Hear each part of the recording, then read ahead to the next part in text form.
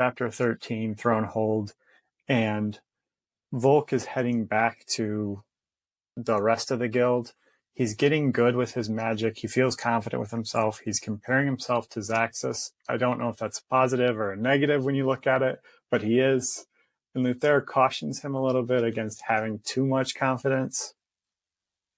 Well, and Luther even says, confidence is like liquor.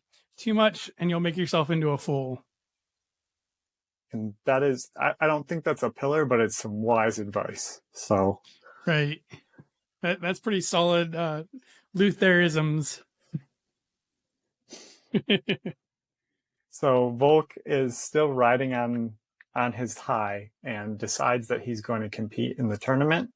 Personally, I thought he had already decided he was going to compete in the tournament, but he has truly and fully committed himself to it and ends up walking hours back to the caravan. Again, I thought he was a little bit closer and surprised he wandered off so far, but he was very, very far away from the rest of the group. And when he gets back, Addie asks him why he's wet, and Zaxis jokes that he must have fallen in the river because his boots are wet, and he would have taken his boots off if he was going swimming.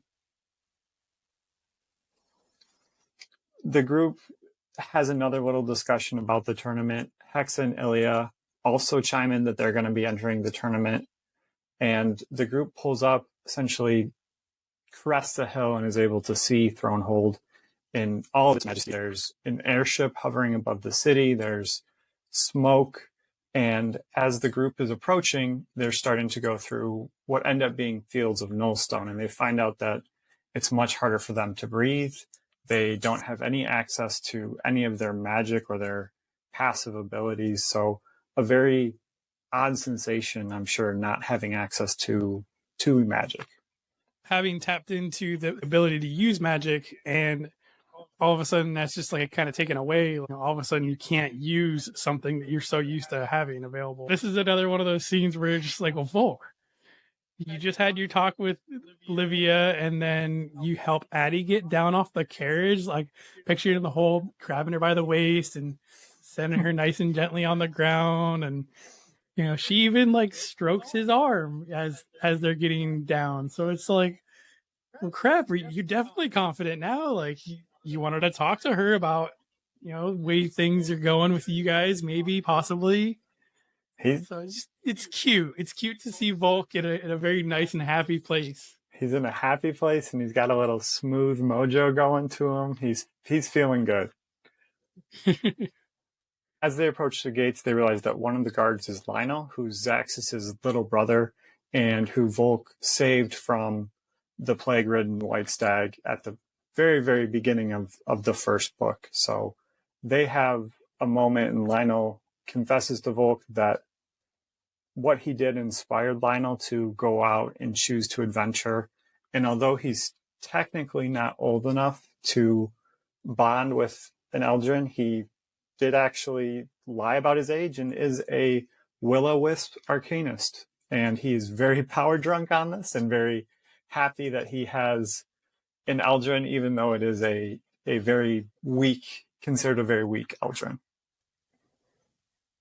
Hey, an arcanist is an arcanist, okay? Doesn't matter how strong they are. Their arcanist is an arcanist. Yes, you initially go to a status level above everyone else. So we do want to thank you for listening today and thank our editor, Dan Mackison.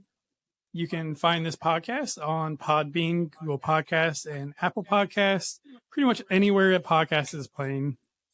We are on YouTube. We are on Facebook as well. And we do want to give a special thank you to the Frith Chronicles fandom as we get into all of the bestiaries and all of these different mystical creatures through these sections. So they are going to be a huge help. I know once the bestiary book comes out, which hopefully is, again, sometime here in the near future, and I believe they're still taking orders for the bestiary as well, we should be getting more information about these mystical creatures.